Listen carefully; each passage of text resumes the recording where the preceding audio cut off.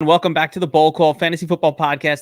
And today this might be the most important video breakdown you watch all fantasy football season. We're taking a look at players to avoid in your fantasy draft. We're going round by round, telling you which players we are not drafting in 2022. Let your sucker league mates draft these guys. Stay away. This is how you win. I live in the negative. Let's do this.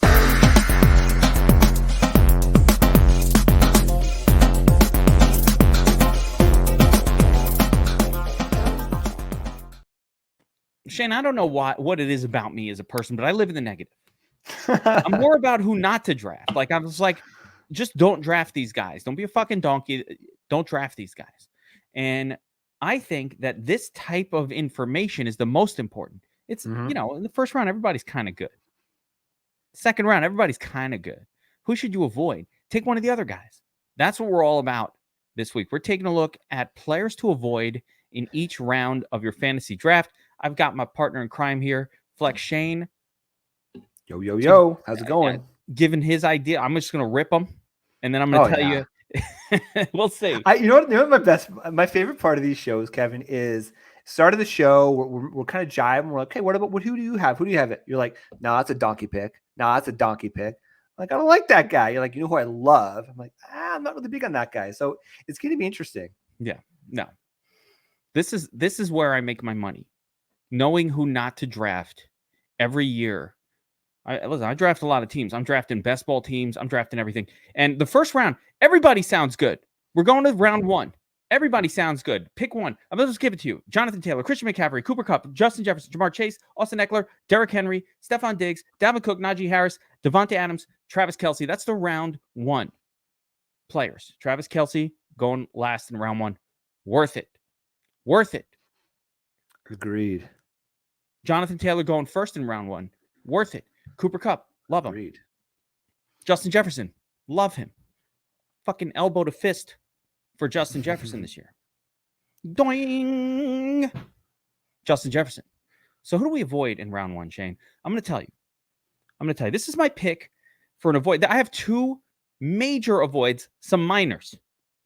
But I'm going to go with my... It's hard in round one. Everybody looks good. But everybody's good. Should we preface this by saying, obviously, some of these players, you can draft them and they're still going to have good seasons.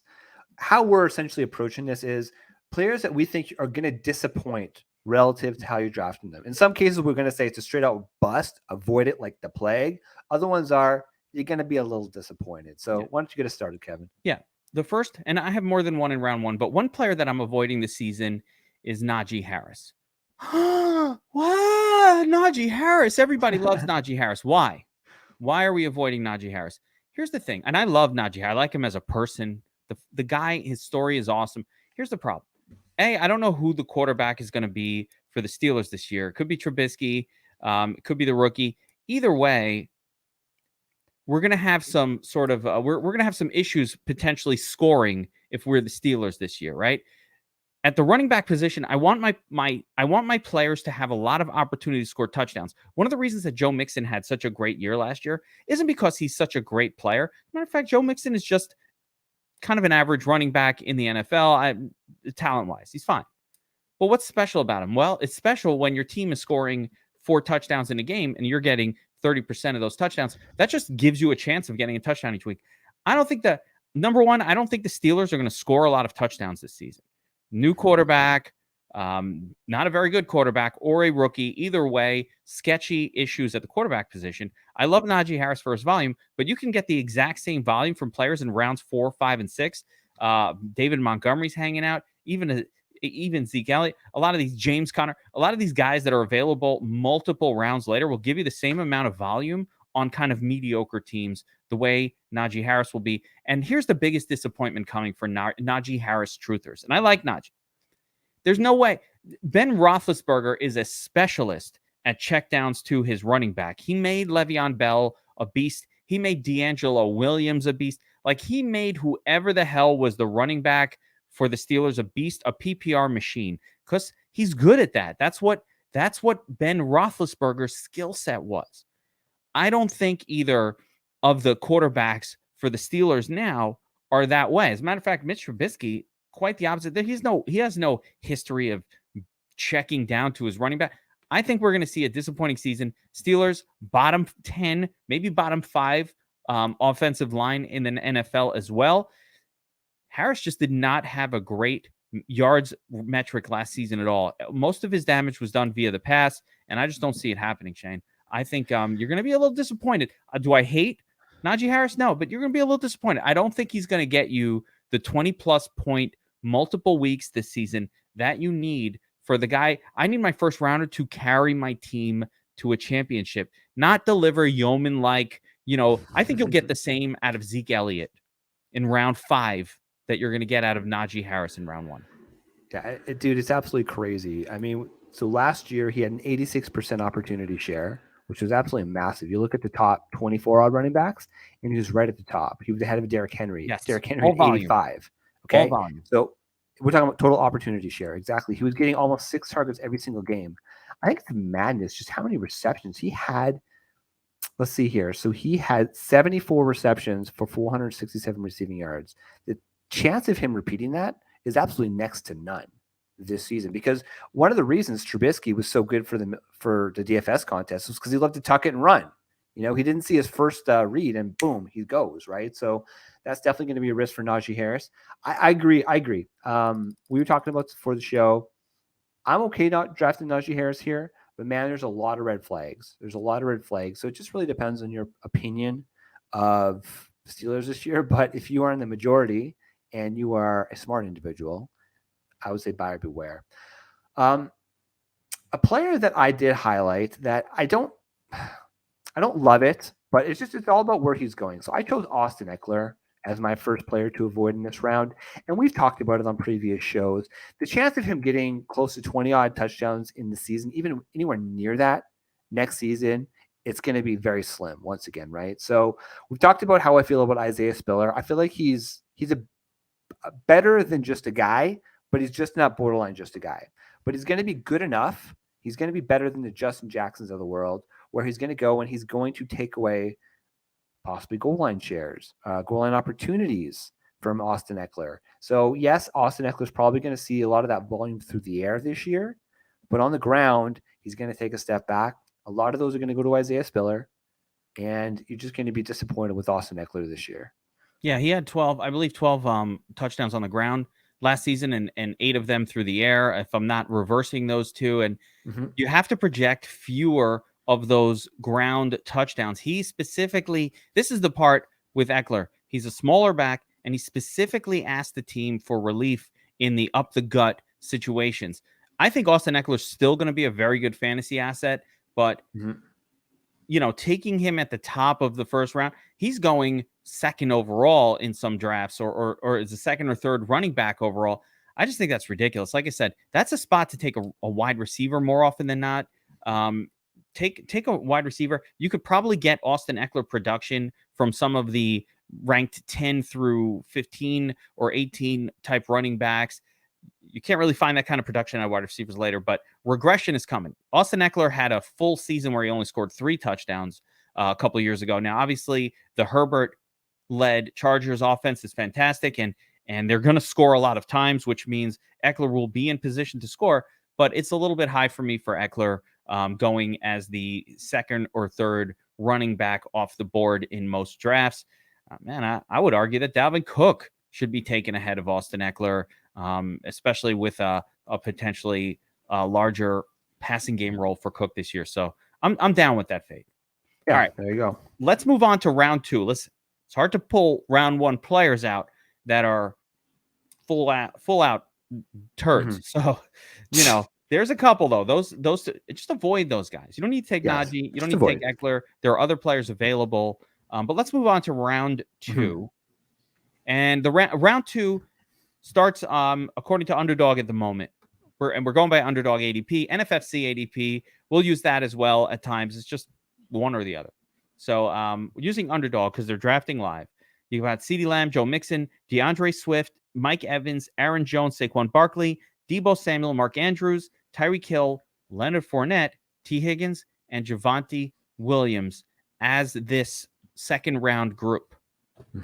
Now, the first player I'm avoiding, Shane, And avoiding him, it's funny to be avoiding this guy who I loaded up on last season.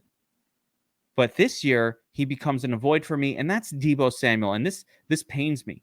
This pains me. It hurts because I love Deebo. That's my back, punk. Deebo Samuel, I love him. All right? That's my back, punk. Here's the problem.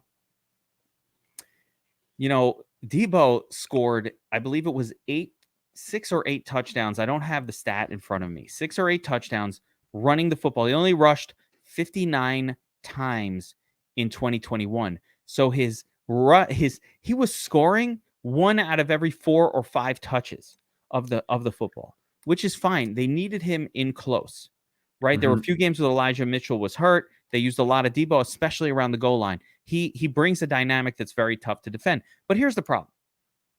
That was with Jimmy Garoppolo at the helm.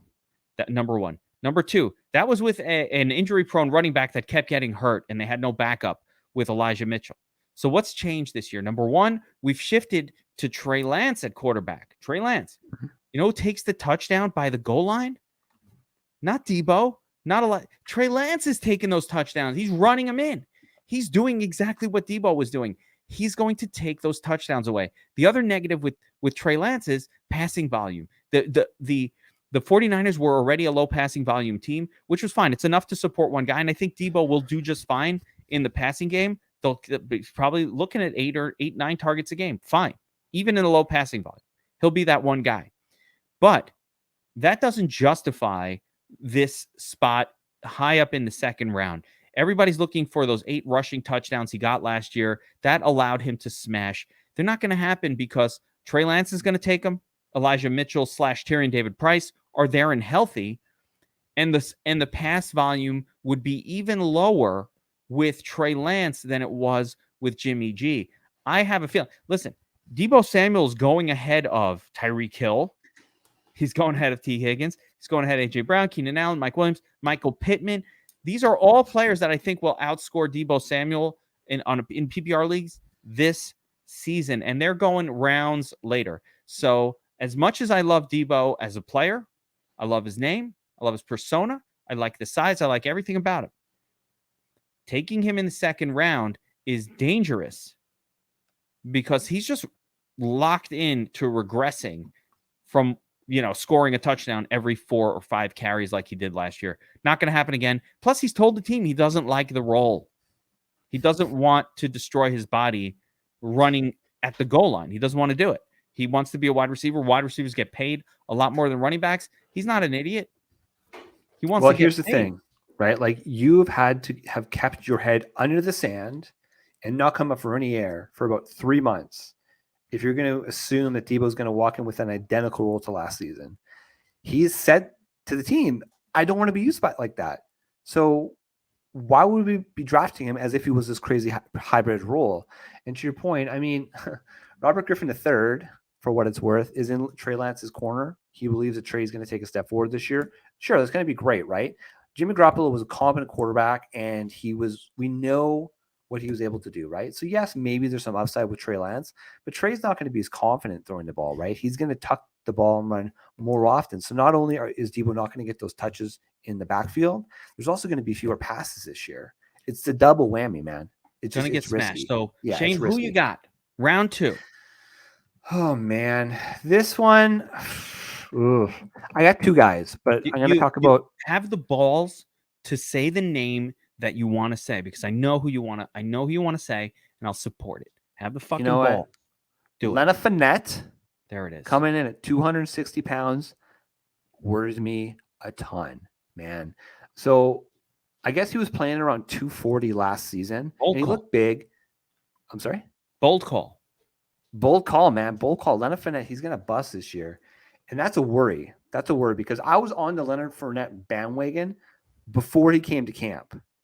The problem was that he Uncle Lenny. Yes, he didn't come to voluntary OTAs because the team trusted that he was at home, he was staying in shape, but instead he was in his mom's kitchen in Louisiana, home cooking, and he put on 20 pounds in the offseason. Crawfish, all kinds of crawfish, bro. Oh man, I was just down south in Baton Rouge. Oh boys, mayo. Oof, it's so good. Everything's deep Lots of fried. jalapeno, man. Everything's gallons of butter and sweet sauces. Oh yeah, But man, you don't want your football players. It's that saucy French cooking that does this to you. It is. I know. I mean, look, I don't blame the guy. You know, I was there for a week, Kevin. I swear to God, I put on 5 pounds. So I get it. The problem is you're a professional athlete. He just signed a 3-year deal. He's making about, what is it, $21 million over 3 years. The team is an out after 2 years. The problem is it's year one of the deal, man. $11 million dead cap. It's going to be a risk. So I'm very pro Rachaad White. I was pro Rachaad White the entire draft process. He's one of the best pass catchers in the class this year for the rookies.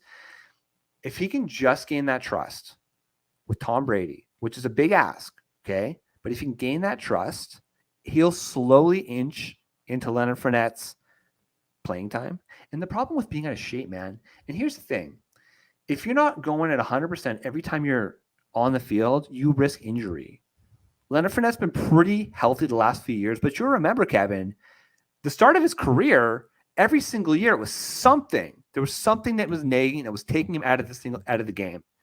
Last couple of years, he's come in good shape. He was rejuvenated when he was a Buccaneer, playing with Tom Brady 2 years ago. He looked amazing. Playoff Lenny. It was a great story. So many haters were out there. It was a great story. But now, man, he's kind of like, you know what? I'm good. I'm back to Uncle Lenny. That's it. I'm out. There's a lot of red flags with, first of all, a lot of people are touting the shit out of Leonard Fournette this year. And you'll hear a lot of spots really just touting him like crazy. But yeah, when you bring in not a, you know, a lot of teams bring in a backup running back and they're weird, they're undersized. It's like, he's not really a threat. What's this 195-pound guy? That's not what they brought in. The Bucs brought in, by metrics, one of the best all around, and especially pass catching running backs we've ever seen come out of college football in Rachaad White. I love Rachaad White. I've drafted him everywhere. But here's the thing. Lenny has had some motivational issues in the past, and we've seen this with certain NFL players before. Right after they get a contract, they get paid a bunch of guaranteed money, they stop giving a shit. And it's happened more than once. I mean, Jamarcus Russell just did a whole, ESPN, 30 for 30 about how, he got paid and he doesn't give a shit. Like, he's like, bust, whatever. He paid me. I'm happy. Look how rich I am now. Fuck you. Right. Yeah. That's what some of these guys have in mind. And Leonard Fournette was not an elite performer. What he did well, like he started to come around late last year and had a nice little run. But for the most part, for most of his time with the Bucs, even last season, up for the first 10 weeks or so, he was just mediocre. And he would do most of his damage PPR, just catching passes. And primarily, they had to keep him in the game because Ronald Jones could not pass protect at all. He just can't. He has no ability. He cannot remember who his read is. He's a dumbass. Sorry. Ronald Jones is a fucking dumbass. He's a dumb motherfucker. And he can't remember who he's supposed to block. And he misses his assignments all the time. So they can't help it. They had to keep Fat Lenny out there. And eventually, he started catching a lot of passes. Brady started doing this check down thing. And I think there will be a lot of receptions available for Fournette. I just think in the second round, it's a lot of risk taking a shot on a guy who, A, is clearly out of shape. 260, everybody's laughing off 260. Yeah, whatever. This guy plays at 225. He doesn't play at 245. He's not. This isn't Derrick Henry. This isn't even Najee Harris. This guy plays at like 225, 230, 225. So he's apparently last season it was 240. That's what people are saying. He was playing weight last year. Okay, so yeah, a little even higher. So there he's coming in at 240, which is a lot, and he is a bigger guy. But nonetheless, the backup is more for me the bigger concern, right? The questionable talent, the backup situation, and again, we're not talking about Fournette in round 4. I'll take my shots. You're talking about in round 2, ahead of a lot of really good, really elite running backs. Multiple really elite running backs. So to take him here, he needs to be locked in, RB1, 17 games, Tom Brady, throwing passes to him. That probably is going to happen, but there's more risk than people want to admit of this elite. Anytime you have an elite backup, that just adds an element. No one wants to believe it. Everybody's going to laugh it off like, oh yeah, you get scared away from Lenny. I'll take him. You're not getting a bargain. You're already paying top dollar for Lenny here at the top of the second round. So Yeah. you're not getting a bargain. You're paying top dollar. I don't want to pay top dollar for something with flaws on it. It's like a little fruit with a bruise on it. You want to buy, you want to go to the supermarket. You ever get the what do they call that? The Honey Crisp. There's like a new kind of apple. It's called like a Honey Crisp or something, right? Yeah. And it's the most expensive apple at the supermarket, right? It's like crispy. It tastes like honey. I don't fucking know, but it's the normal apples, and then there's the honey. They're in the side. It's like $4 a pound. The regular ones they are have like the $2. little wrapping. Don't they have the little wrapping? Well, you go to a fancy supermarket in Saskatchewan. I go to the regular one over here. Like, they don't wrap them, right? But I don't want a bruised Honey Crisp. I'm paying top dollar. I want that fucking apple sparkle. I want it in that little package, like individually wrapped. Shine it up. I want my apples individually wrapped. I want an inspector to have checked it for bruises before he put it in the plastic. It's inspected. Lenny Fournette got a bruise on him. There's a stud waiting in the wings. A few. He's got a bruise, man. That's no good. So they couldn't play Ron Jones Jr., but they wanted to. They've been dying. They were dying to make Ron Jones Jr. a thing. He's just such a dumbass that he couldn't get his shit together. All right, let's move on to round 3. Let's do it. Now, here are the players from round 3. All right, and this is in order: Nick Chubb, AJ Brown, Keenan Allen, Mike Williams, Michael Pittman, Josh Allen, DJ Moore, James Conner, Kyle Pitts, Alvin Kamara, Travis Etienne, Marquise Brown. Those are your players for round 3. Now, here's my first player, and I'm going to throw over player number 2 because I'm going to argue with you on that one. But my player to avoid in round 3 is Nick Chubb, right at the top of the round. Nick Chubb. Why is Nick Chubb being taken so early? I get it. He's a good running back, but he's not a workhorse. He's splitting touches. He'll probably see 16-ish to maybe 18, between 16 to 18 carries in a good game. But wait, there's a problem. Nick Chubb does his best work like when the Browns are kind of playing great defense. They're playing from ahead. They're running the football, smash up the middle. Kareem Hunt is back. The quarterback, who knows how many games he's going to be out for. But the first 6, 8, 10 games of the season under Jacoby Brissett, I just don't think that the Browns are going to be running this efficient offense. They're going to be leading games with Jacoby Brissett at the helm, like to where you could just sit back and let Nick Chubb run the football. Even in the best of situations, I'm off of Nick Chubb because he doesn't catch passes, and I need receptions. Unless you're Derrick Henry, I need receptions from my running back. Like, unless you're Derrick Henry getting 2 touchdowns a game just because you fucking smash. Like, I need receptions. They're bringing in Nick Chubb. They're not only bringing in Nick Chubb to catch passes, he's also running on the goal line at times. So, like, this is a very dangerous guy to be drafting. The upside is not there. You could get the same production from he's going. Travis Etienne is in this round. Yeah. Alvin Kamara is in this round. I don't know if Alvin Kamara is going to be suspended. Like, I'd much rather have those guys in the same round. The end of it. Like, you're winning with Kamara or Travis Etienne. You're losing with Nick Chubb because he's not giving you explosive games. He'll have a couple of games, but he's competing. He's only getting half the touches. Nick Chubb is an easy avoid. I have 0 exposure to him this year. Yeah, I pretty much have 0 exposure to Nick Chubb every single year. I'll be perfectly honest. It's been that way. So who's your guy in round 3, Shane? Well, just to put a bow on your Nick Chubb thing, we talk about the reception opportunity. So we don't really think of Derrick Henry as a pass catcher. He still had a 7.87 target share percentage last year on his team. Target share. Nick Chubb 6.25%. So Nick Chubb catches less than King Henry, who is known for not being a pass catcher. So it's just a bad idea. I wonder if he can catch, but they just don't throw to him. It doesn't matter. Doesn't matter, but I like. Doesn't matter. It wouldn't shock me if he's just fine at catching passes. They just never I'm sure he's capable. They just never bloody throw. It's just brutal. The guy that I'm avoiding in this round, who's going pretty much right after Nick Chubb, it's AJ Brown, man. The more and more I start to evaluate the situation, the more it worries me. I mean, you look at AJ Brown's production numbers from last year, even versus the previous season, he received pretty much the exact same number of targets per game. The big difference was he was far more inefficient when he was actually even on the field.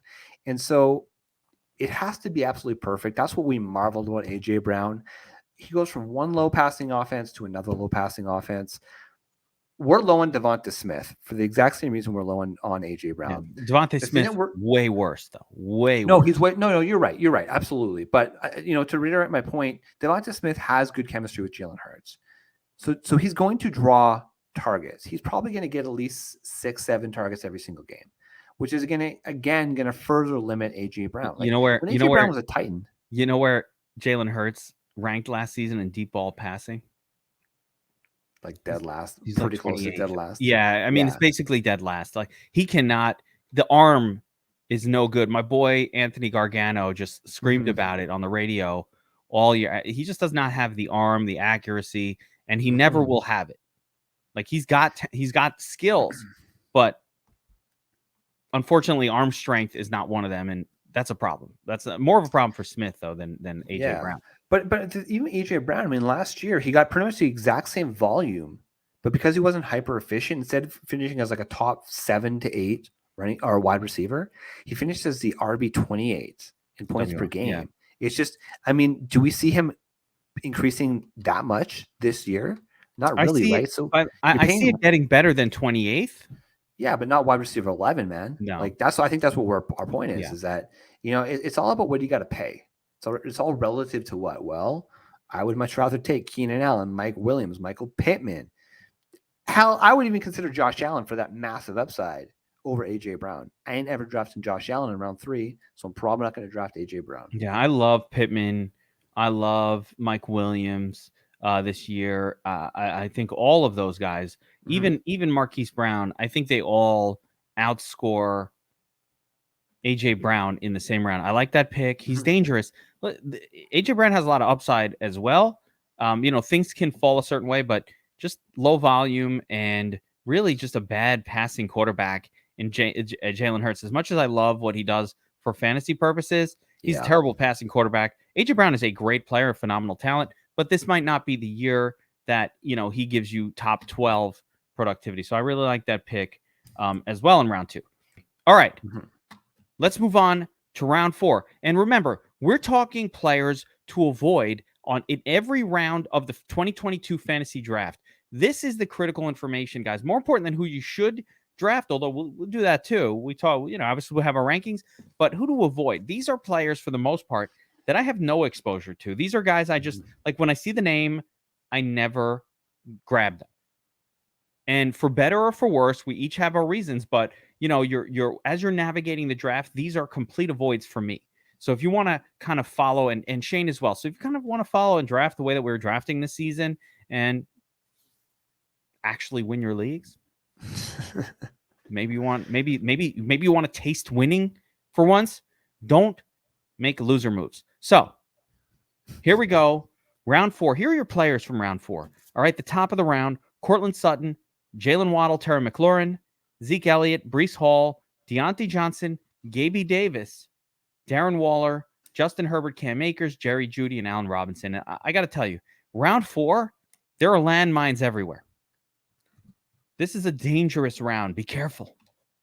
Be careful. Round 4 is dangerous. I got more than one landmine in this, potentially. I could talk about Terry McLaurin, although I kind of think Terry McLaurin will be all right. This is the best quarterback he's had in a while, and the guy sucks with Wentz, but it's an improvement. We could talk about some other ones, but the first player that I'm full blast avoiding, I'm not touching this guy. And it's going to blow minds because I've been a fan of this player, and I've been singing the praises for 2 seasons to the point where people associate me, the geek, with this player. For an entire season of DFS, this player was known to all DFS Army subscribers as, quote, the cheat code. And the reason he was the cheat code was because he was always priced around $5,500 on DraftKings, but he would get 10 plus targets every single game. He was one of the most consistent fantasy producers. I called him the cheat code. I played him in cash games every week, and no one else did. We made a ton of money for the last 2 years off this guy. But every good thing must come to an end. And for much the same reason that I'm concerned and not drafting Najee Harris, love Najee Harris, not taking him this year, love him, not taking him. The same reason I'm avoiding Deontay Johnson, Steelers wide receiver in round 4. And I love, again, this is people are like, wait, well, what? That's the cheat code. What are you talking about? But here's the thing about Deontay Johnson. And it's just too mysterious. He might end up being amazing. And I actually think there's potential for him to be awesome with whoever the quarterback is, Trubisky or whoever it is for the Steelers. But if we look at, again, Ben Roethlisberger was a unique quarterback. He was not throwing the ball far. Deontay Johnson was catching passes 5, 6, 7 yards out of the line of scrimmage for the Steelers for the last 2 seasons. He's been a PPR monster. He's been a guy who just, he kind of, it was almost like a West Coast offense type of thing where they were, instead of running the football, they just throw it 4, 5, 6 yards to Deontay. And he has a little yak ability. He might improve with a good quarterback. But the problem is, I just don't believe, the Steelers were throwing 40, 45 passes a game for the last 2 seasons. There was so much volume to go around. And it took all of those 9, 10, 11 targets to pull value out of Deontay. He would just, every once in a while he'd break 100 yards. It'd be on 12 receptions. I'm not sure we can count on it this year. And so I think there's just enough danger around Deontay that I was like, you know what? I'm not going to take him. Why? Because I'll just reach for Allen Robinson, who's going later in ADP and is in a much, much better situation with an elite quarterback on a team that's going to score a ton. So I'd rather reach for him. I'll take Cortland Sutton. I'll take my chances with him and Russell Wilson. Waddle. There are so many other wide receivers going in this round. There's one that we don't like, but I'm going to leave that one to you. But there's so many other good wide receivers kind of floating around the zone. I have no exposure to Deontay right now. It's too risky. Unmute. Yeah, man. Deontay Johnson is a player that I'll admit if we didn't have this quarterback uncertainty, he would be going around the 2-3 turn. I think he'd go here. I actually think this is where he'd be. If I actually don't think I kind of think this is where he'd be. Yeah, I was comfortable taking him around the end of the 3rd. So yeah, I'm in on Deontay. The bottom line is, though, just to reiterate your point, because you do make a lot of good points. Okay, so last season he had a 28% target share, which included almost 11 targets per game. That's absolutely elite. That's top of the league almost after Cooper Kupp, essentially, right? The problem was his yards per target, 6.8 yards. Super close to the line of scrimmage. So I get it. There's so much uncertainty on this offense right now that round 4, we're saying this is kind of a hard round to choose a guy that's going to bust because we kind of like a lot of these players in this round. So I get it with Deontay Johnson. I'm going to go another direction, okay? Because I like Deontay. He's still young. He's not even at the age apex. He's showing the ability to lead a team. Whereas Allen Robinson, and we just talked about this again on our bus show, so I got to stay on brand here. Allen Robinson is going at the end of the 4th round, which is not bad. And I know you totally disagree with me. I need my take on Allen Robinson. I need a donkey sound effect for this. Yeah. My take on Allen Robinson is that he's being overdrafted. He's being just overdrafted for what you're going to get. The only way that he's going to pay off what you're paying right now is if he's going to get 140 to 150 targets a game. Now, Robert Woods a couple of years ago did get 150 targets, but that's when Cooper Kupp wasn't the Cooper Kupp we know and love. So yes, it's possible that I'm an absolute donkey here, but there's so many good players in this round that I'm totally comfortable just fading Allen Robinson. Terrible and listen, when he goes for 900 yards, 7 touchdowns, and you're like, damn, man, like all right. Round 7, round 8 value. Bold bet. Bold bet. This is the bold bet, Flex. Who will outscore? You ready for this? And for our league mates and whoever else is out there to see it. Allen Robinson's currently going as WR23 off the board, right? That's his actual WR ranking. If he finishes WR22 or better, you pay the league fee for one of the leagues that we are in together. Write this down. If he finishes worse than WR23, I will pay your league fee for one of the leagues we're in together. Boom. That's the bold bet right Bold there. bet. Robinson, WR23. If he finishes better than WR23, because this is a point of contention, and I disagree. Yes. I love Allen Robinson this year. I think he's in his prime, 28 years old, didn't give a fuck anymore in Chicago, was sick of it. Matt Nagy, he was over that. Terrible quarterback play last year. Another year of horrible quarterback play. I think this guy will be rejuvenated with a real National Football League quarterback in Matthew Stafford. Plus, the Rams don't have anybody else. So they don't have a tight end that commands targets. They don't have a running back that commands targets. Who's getting all the targets? It can't only be Cooper Kupp. Allen Robinson is going to smash this year. He's going to finish maybe top. I say top 15.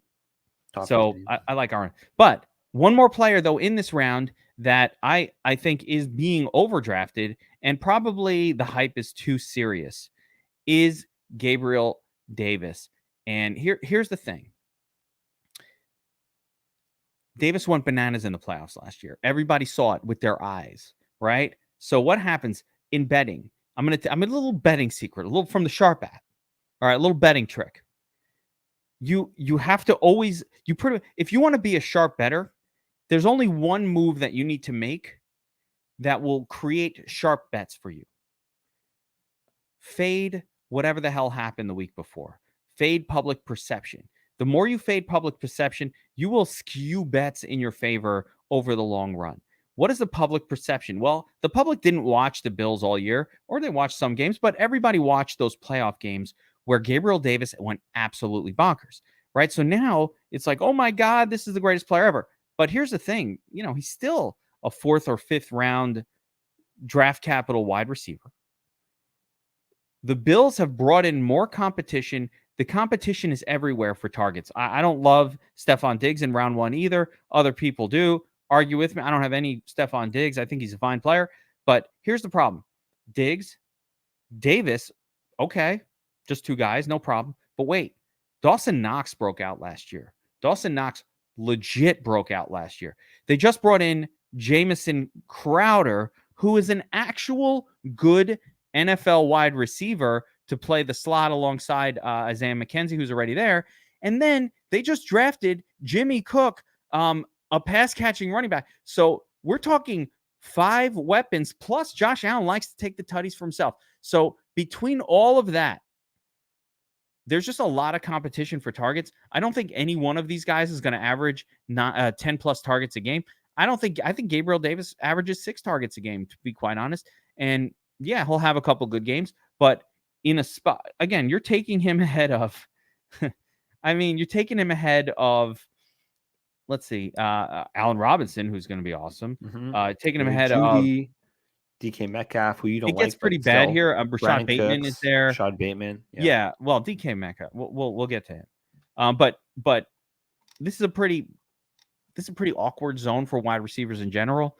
But I'm not comfortable going into a season with Gabriel Davis as my WR1 or 2. He's going off the board WR20.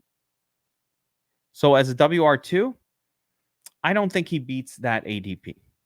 I think there'll be other wide receiver. I think he's more of a WR30 type to me. He'll have those big games, but I don't think it's going to be enough to justify the spot. And I don't think he's a team carrier. So I'm avoiding Gabriel Davis as well in round 4. I agree 100%. Yeah. Couldn't add more. It was beautiful. If you can avoid this group, I think you're going to be in better shape. Again, let us know who your avoids are. Who is the player that you're not touching this year? Drop a comment in the comment section here. Let us know who you're not touching and why.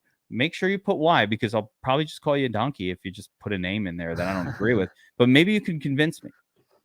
And then I love that. I love being convinced of something. But then I'll sing your praises forever. So that's going to do it. Bowl call, players to avoid for Flex Shane, for myself. We'll see you guys next time with more bowl calls. Deuces. Peace.